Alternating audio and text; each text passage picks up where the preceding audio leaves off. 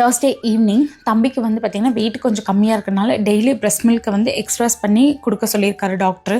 அதனால் இந்த பாட்டில்ஸ் எல்லாம் டெய்லி ரெகுலராக வாஷ் பண்ணுறது, ஸ்டெர்லைஸ் பண்ணுறது இதிலே வந்து எனக்கு ரொம்ப டைம் எடுத்துக்கும்.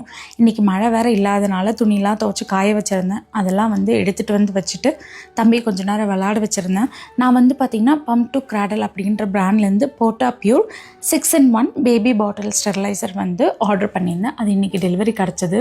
இதில் எனக்கு ரொம்ப யூஸ்ஃபுல்லாக இருந்தது. இதில் பார்த்திங்கன்னா பேபியோட பாட்டில்ஸு, அதுக்கப்புறம் நம்ம பம்ப் பண்ணுற பார்ட்ஸ் எல்லாம் கூட வந்து ஸ்டெர்லைஸ் பண்ணிக்கலாம். அதுவும் இல்லாமல் பேபி மில்க் எல்லாமே வந்து கரெக்டான டெம்பரேச்சரில் வார்ம் பண்ணி எடுத்துக்கலாம். டீஃப்ராஸ்ட் பண்ணிக்கலாம்.